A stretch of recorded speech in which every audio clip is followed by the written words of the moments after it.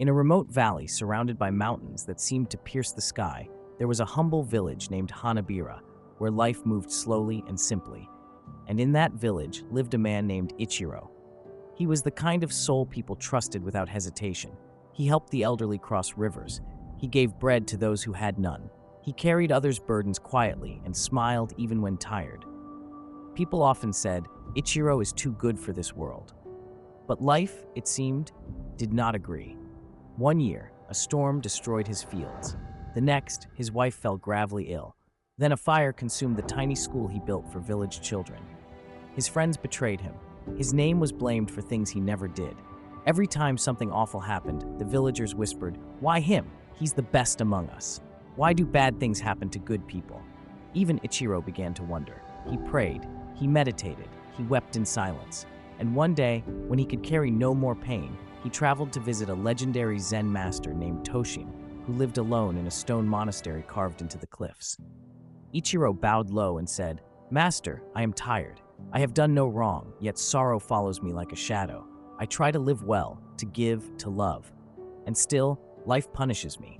Why does suffering visit those who do good?" The master listened without interrupting. Then he said, "Come with me." They climbed the narrow path up the mountain until they reached a plateau where a single bent pine tree stood against the wind, its bark weathered, its limbs twisted. "Look at this tree," the master said. "Storms have battered it, snow has bowed its branches, yet it stands, stronger than any in the valley below." Ichiro looked at it with tired eyes. "But why must the good suffer the storms?" The master smiled gently. "Because they can." He continued, "The bamboo sways in the wind, the weak trees snap. The mountain endures the rain, the pebbles are washed away. You ask why life is hard for the kind, but maybe life does not punish the good. Maybe it trusts them." Ichiro stood in silence as the wind kissed his face. The master walked him to a nearby spring. "Take this empty bowl," he said, "and fill it." Ichiro dipped the bowl, but the moment he lifted it, the water spilled. "Try again, slowly," said the master. He did. This time, he brought the bowl out gently, and it remained full. "Now," the master said, "drink."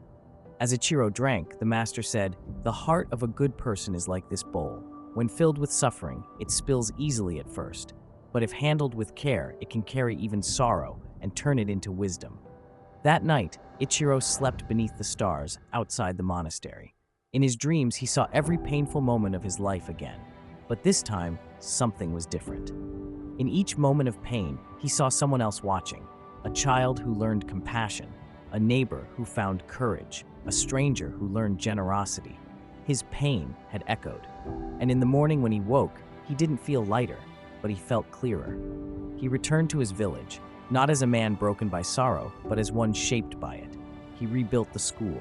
He planted again. He forgave those who betrayed him.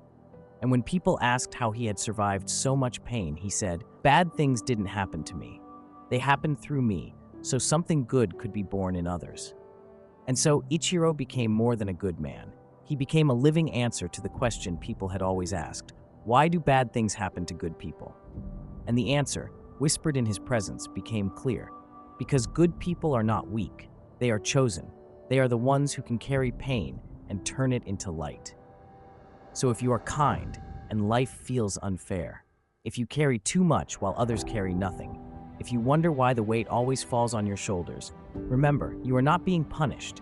You are being trusted. Not to suffer endlessly, but to shape the storm into something sacred. You are the tree that bends, but does not break.